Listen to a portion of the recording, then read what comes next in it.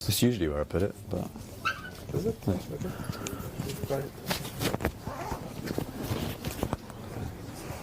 Okay. Okay. All right. Welcome to this talk. I've added this little disclaimer for desktop because actually creating cross-platform applications is relatively easy if it's web or something like that. So I've added that little disclaimer. So I think looking through some of the other talks in this track, including the last one, the dream of kind of writing code once and then multi-using it, multi-purposing it in different applications is nothing new at all. Yeah, the talk previously covered a language that, or a framework that you can use for that. This is kind of the first instance I've found of this quote, but I don't think it's new, and in fact 1995 even seems too recent to me. But of course, I guess from the same company, one of the first sort of big attempts at this kind of write once, run mostly everywhere with little adaptation was Java, and still is, really. And also, of course, languages like Python and many others. I mean, it's not a new concept. And then again, frameworks. These are just one. There's also things like Xamarin, Flash, Flex, B4J, Zojo, many others, come and gone. But I guess kind of the thing with a lot of them is they always required you to learn something new. Maybe a new type of language, maybe some new variants on the language, some new paradigms. They were never completely easy to get started with. You had to sort of learn something first. But it's always been a dream to accomplish, basically, I guess, because a lot of developers are kind of a bit lazy and we'd rather focus on something else. And kind of, I guess, where I sort of start this a little bit is Electron to me. I'll explain what it is soon, but you probably know already. But to me, it seemed a little similar to Apache Cordova, or I actually encountered Apache Cordova when it was still Nitrobi PhoneGap, which ages me slightly. And it was the same principle. Write HTML, JavaScript, run it on multiple platforms in the same sort of way. Have like some native wrappers that fill in the missing pieces, and the code that you write once can run on multiple platforms. It still is a similar principle, although on mobile, starting to become less relevant actually, but it's kind of a similar principle, and I would probably argue it was an inspiration for Electron as well, I guess, because it does a very similar thing. So, enter Electron. What is Electron? I've alluded to already. It's a framework for writing JavaScript, CSS, HTML if you need it, to make cross-platform desktop applications. It has some other similar rivals, in inverted commas, like NJWS, but for some reason, Electron has just sort of become much more popular and much more widespread. It could be because it's created by GitHub, and lots of people know GitHub. It could be the people who decided to use it. It could be that the level of integration with the native platforms is better. I'm not really sure. I'm not going to cast any kind of judgment on that. But I think we could argue that it is certainly much more popular than the other alternatives. So you've probably used it without even realizing. If you've used any of these applications, plus many others, you're using Electron. Slack is always controversial. Some people say it is, some people say it isn't. They sometimes say it is, they sometimes say it isn't, but I'm pretty sure it is. It's hard to say exactly. I guess my first interaction with Electron was Atom. I really love Atom. I use it almost all the time. And to be honest with you, I probably know much more about Atom than I know about Electron, actually. This will be a moderately introductory talk to Electron. I think I actually know much more about Atom. So, it is from GitHub. JavaScript is a desktop application. Version 1.5 was released last week, and it is moving quite quickly. In fact, when I first did this talk, a version of this talk last August, it had only just got to version 1, I think. So in a few months, it's iterating quite quickly at the moment and improving quite a lot. And we'll come back to that in a minute. So, as you would sort of expect, being a JavaScript framework, installing is pretty straightforward.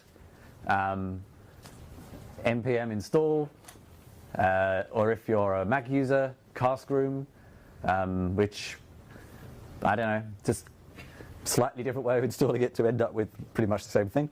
And you end up kind of with a command line tool, but also I will show you this actually.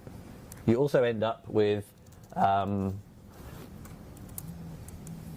a binary here as well that you can actually drag and drop your code onto to run it whilst you're testing mostly. You can also kind of use this to package your applications at the end as well.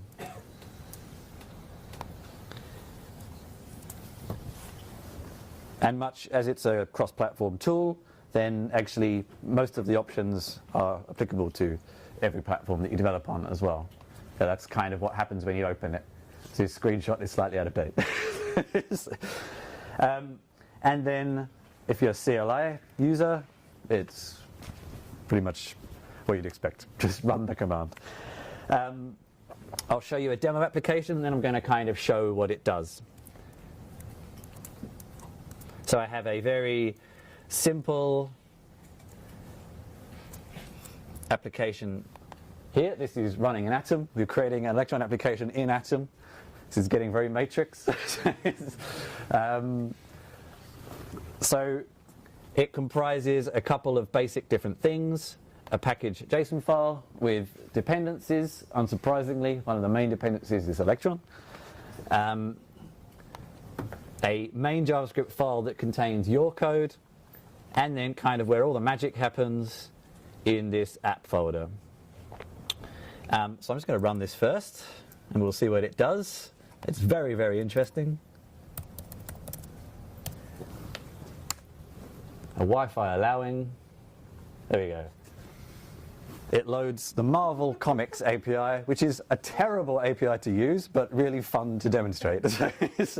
And actually, if I didn't have Do Not Disturb on, you'll also see that I got a notification as well. So I got a system notification as well when everything loaded.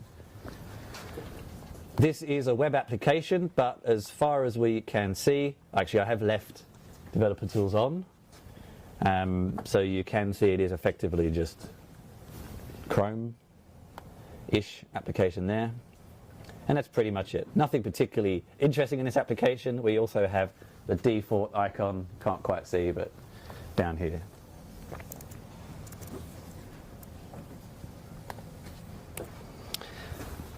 So just to break down those files a little bit, the main JS file, which we'll have a quick look at in a minute, starts the application and creates the browser window to render the HTML and sets up kind of the basics of the native bindings. And the index.html is the web page that is rendered by default. So the main file is probably the most interesting one, requiring setting up the application window and the browser loading the default file. I haven't really changed anything from the default application that you create here. You can see there's a little bit of custom code for macOS because when you close the final window in a Mac application, you want to quit the application. I mean, you could actually uncomment that, but the whole point is making it feel as native as possible on each platform. But really, that's the only platform-specific thing there. And also in here is where you can add things like turning on turning the developer tools on and off, or setting up actions that can happen in menus, or the dock icon, or start icon, or I'm not sure what, the launcher, whatever it's called in various Linux distributions, the kind of interactions you can make with the application from the operating system. And that's pretty much it. If you've done any JavaScript, it's all pretty simple so far. And this is kind of almost a disappointing thing with an Electron talk, is it's actually really simple. There's not actually much to it. It's just JavaScript once you get past that file. So, yeah.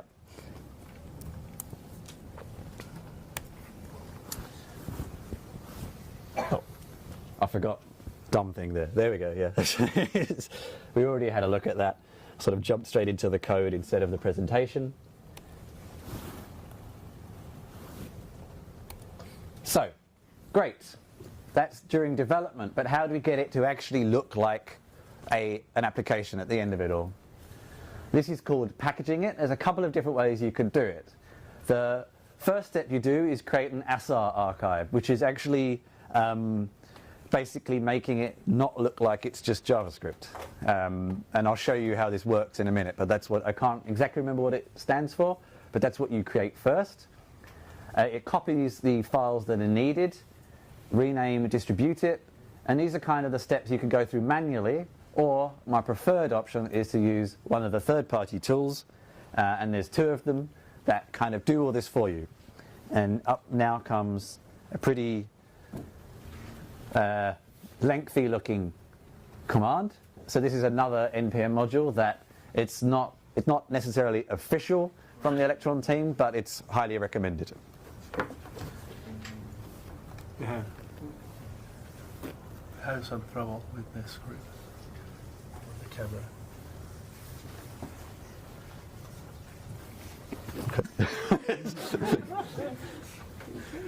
Now it's got worse. Oh, there we go. Right. Okay. So here we set the location of the code. We give the application a name. We set the platforms and the architecture. And you can just do all, and it will package for 32 64-bit Linux, 32 64-bit Windows, 32 64-bit Mac, if there are even any 32-bit Macs anymore, I'm not sure. Or you could do all. We can set whether we want the ASAR archive or not. We can prune some of the NPM dependencies, where it goes. We're just saying overwrite it if it's there. Most importantly, an icon file. And this is probably where it gets the hardest for cross-platform, because every desktop OS has a slightly different format for their icons. So this is specific to Mac, but you kind of have to have something for each one to make it look the most native thing. So I'm going to run this and show you what happens. And everything's vanished up the top there, but that's okay.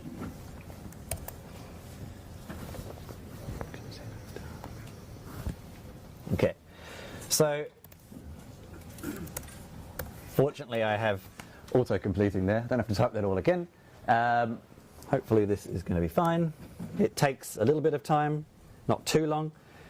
In the older versions of this, you had to specify the Electron version as well. You can still do that if you want, but you don't have to anymore. It will now just find the most appropriate version as well for you. And here is the final output there. Looks pretty authentic. I am using copyrighted material here. Shh. And again, it will look kind of the same. There was a notification again, which is you can't actually see because everything seems to have gone up the top. But you can't see my menu bar, but now all I have is a quit option. So maybe let's just try that one more time.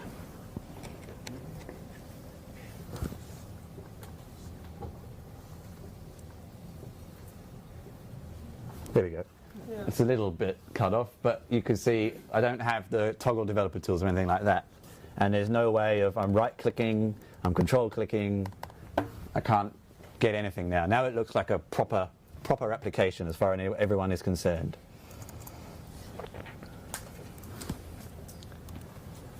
So, what are some of the things you can do? You can get notifications. We saw that. It's using kind of HTML5 notifications that get routed through to the notification system of the operating system. I've tested this on Mac, on Windows, and on 3 varieties of Linux, and they all go where you expect, which is actually quite cool, especially on Linux, because notifications can be quite inconsistent, and they all go in the right place, which is good. You get things like recent documents. On the Mac OS, that can be by right-clicking on the dock icon. On Windows and Linux, I think the same. You can create your own custom menus. This includes, as I say, like a dock, and in Windows also you can add things like You could right-click on a folder in Windows and say open in an application. So setting up those associations and things like that. Also, presented file is something you can do in macOS where you click the top document icon and it will show you the folder structure of where the file is. That also works, things like that. You can create preferences and all sorts of things. And the one thing I will actually say, since I kind of last did this presentation and have been using Windows and Linux a bit more at work, as with a lot of kind of JavaScript frameworks, often the Mac support was better than anything else, and the Windows and Linux lagged behind a bit, and the recent updates have actually made that a lot better. Some of the slowness, some of the rendering issues that used to be in some earlier versions actually are a lot better now. So they've been focusing a lot more on making it truly cross-platform, not cross-platform, but better on one. So that's quite nice. Negatives. Okay, application size is 1. I'm actually going to show you something interesting here. So, and you can do equivalent on every other operating system. You can see for a relatively simple application, 110 megabytes. If I crack that open, most of it is, where is it?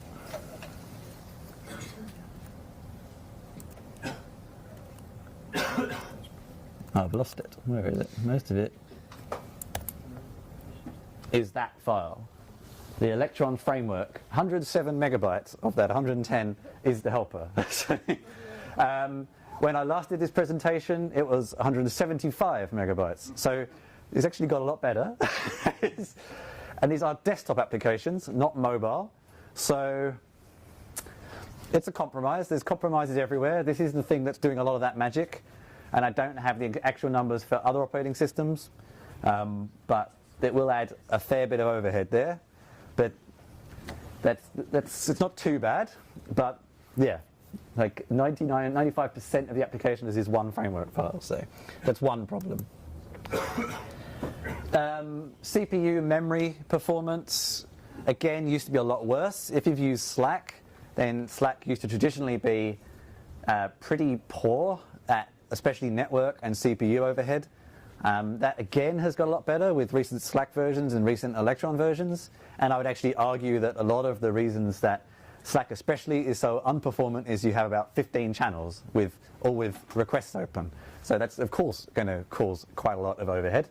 But even with Atom, for example, on Windows and Linux, still opening takes a fair bit of time to open. I mean, if we think about how long it takes to open compared to applications from 5 years ago, really it's nothing, but it is still a little slow to get started. And I still get some rendering issues every now and then, things like that. But it's getting better. Of course, one of the main negatives is it's still not native. It does a pretty good job, but it isn't. So you do lose a lot of possibilities for optimization and APIs that are available in the kind of proper development frameworks that aren't available. But again, a lot of those are being patched up quite quickly. And there are some platform inconsistencies, as I already said. Again, getting better, but still there. But I guess you offset that with the fact that JavaScript is relatively easy to get started with. A lot of people know how to write it. And you can effectively write some reasonably complicated applications. Like, for example, Nilas, the mail application, is a fully featured email client. Atom is a fully featured text editor. Pretty good applications. Unless you're writing a new Office suite or something, it will cover a lot of use cases that you might have. So you can offset some of those performance issues with the time saving. And I think the other thing is Electron has kind of become the victim of its own success. It has become so popular that every person and their dog is now writing applications that are basically just websites in wrappers, and you get a lot of bad applications. But that's kind of another issue, really. That's a little bit the problem. I love things that lower the barrier to entry, but of course it allows more stuff to be made as well, which may be inconsistent. But I suggest you give it a go. Some of the getting started guides are a little little hard to follow, I would say. I'm a documentation person, so it's kind of the thing I always keep an eye out for. But give it a go, and you can make applications for everybody relatively easily. That's me. It's actually slightly out of date. I'm actually a technical writer for a company in Berlin, and if you're interested in documentation, I'm doing another talk at 4:20, so very soon, on automating documentation. No one likes to write it. How can you get more of it to be written for you? And if you like my chinchillas, you can go to my website and buy t-shirts, or you can download the SVGs and do what you like with them. But thanks very much. Any questions? I have a few. Okay.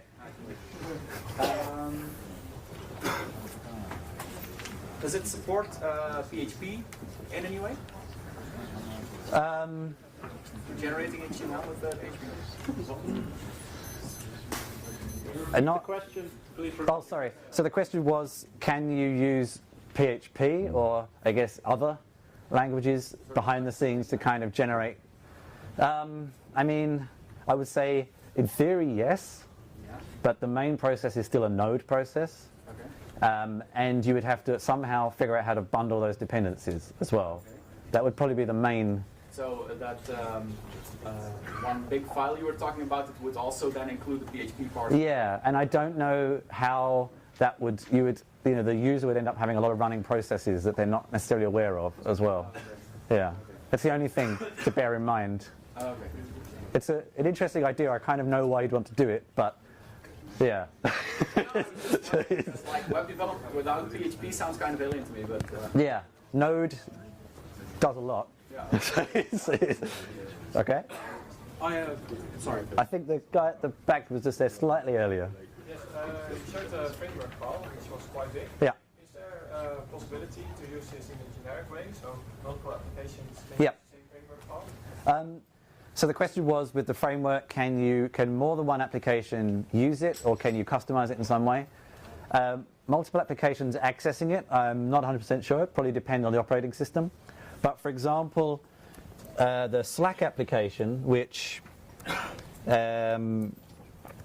is at least based around Electron, isn't as big, and it's reasonably complicated. So, okay. It used to be smaller last time I looked. I don't know, it used to be smaller last time I looked, but still that is smaller than it could be. So I think, and if you crack that open, it's slightly different inside. So they've done something to streamline it a bit. So, yeah. Ways to install this. Yeah, I think you could probably strip out the bits of the framework you're not using and things like that. Yeah, yeah. Yeah. Yeah, I've done a lot of work with PhoneGap. Yeah. And one of the things about that is you generally, when you write a PhoneGap app, you can't really make a web deployable version of what you're working on. It is a PhoneGap app, and that's what it is. Is Electron kind of like that in the same way, or can you write, say, like your main.js? Yeah.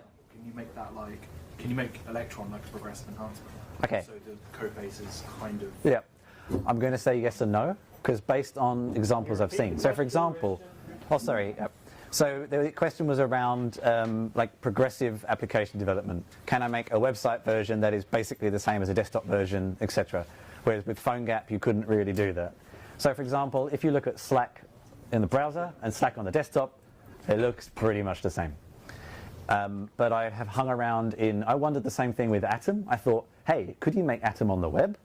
And the forum post there said no. So, so it depends what you're doing. But that's Yeah. the point, it depends what you're doing. So Yeah. if you're doing file system access, things Yeah. like that, browsers won't give you Yeah. So in theory, yes. Because I'm pretty sure Slack is basically the same. There's a few extra preferences you get in the desktop, and they do vary per platform, like what you want to do and things like that. But I would pretty strongly say yes, and that's kind of the point of it as well. Second question. Okay, and then over here, The yeah. size of the bundle. Yeah. Is that largely due to the fact that each time every package, Electron package you install, it's a separate version of Chromium that it's getting installed? Yeah. And is that a version number that you're like aware of? So one of the attractions for Electron to me is that I can say, okay, I know exactly what the browser target is. Whereas on the web, I don't get that. I have no idea Yeah. when this is going to get used. Yeah. So the question was, can you specify the Chrome version? Because actually then effectively you have more control than you do on the web. Again, I haven't tried it, but I have seen discussions around that, and I don't see why you couldn't. I think would be my encouraging answer to go and look. Yep. Can you talk a bit about the sort of the magic that Electron does, maybe when it comes to file access? Maybe that links to Atom somehow. I know one of the weird things we were trying to get around with was sort of exposing files and sort of interfaces to the app from the native part. So we had different solutions, but maybe like Electron can access Yeah. So the question was about file access, and so as far as I'm aware, because using Atom, for example, I have not noticed any restrictions. I get recent documents system-wide. I can access all the things I would expect to have in my Mac OS that I can do with native applications, I can do. So for whatever magic is happening, it's giving me full access. How exactly that works, I'm not 100% sure, but you do get full access. Yeah. Probably through not native models. Say it again, sorry? Probably through not native models. Through not native models? Yes. Yeah. You can have access to native libraries. Ah, okay. So you're saying certain system-wide libraries? Yeah. Okay. Maybe because you can, for example, services, which is a sort of Mac system library, you can access. So some you can, some you can't. And it's probably just because no one's written the bindings yet. Not because it's impossible, I would hazard a guess. But, yeah. Any... Okay. Can you execute system commands from the application? Yeah, oh, well. So the question was, can you execute system commands? I'm going to say yes, because in Atom you can. So in Atom you can actually edit the init script to execute system commands. So, I've done it, it's possible. yeah, so I would say yes. So, and another question, yeah? Yes. Oh, yeah. You said in the beginning that the code versions evolve quite quickly. Yeah. How does that affect your existing code? Is like a port from 1.3 to 1.4, is that going to break your code by definition, or is everything guaranteed to still work in the next version? So the question was about breaking changes between versions.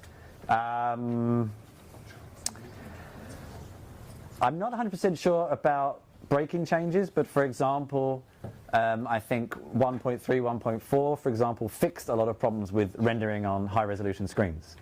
So it's often, they seem to be mostly introducing new features that you can that you have to take advantage of, as opposed to breaking old ones, probably because it's still quite new. But I'm sure at some point they will start breaking things. So, at the moment, I think it's mostly just improving, and probably not taking much out. But I'm sure at some point something will start breaking. But again, it's NPM, so you can specify the version. So maybe time for one more. Yep.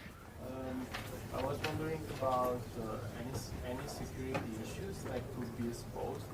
Did you, for example, in the web, we have always the danger of XSS attacks injecting scripting in the website? Yeah. As this library can access all the files in your system, but there is any measures to mitigate that, like restricting the connection that... So the question was about security. To be honest with you, I don't have an answer. I feel like that would be a very obvious question everyone would have had. So I feel like there's some kind of sandboxing going on. But I'm not 100% sure. I would say check the documentation, because it seems too obvious not to have thought about it in some way, shape or form. Although it's probably going to still be a little less secure than, badly coded applications are still going to, no matter native or not. But yeah, I'm not 100% sure. But I mean, probably the most dangerous thing immediately is just taking over your system a bit from performance. But I would say check the documentation. I'm pretty sure there's going to be something covering that. But thanks very much. As I say,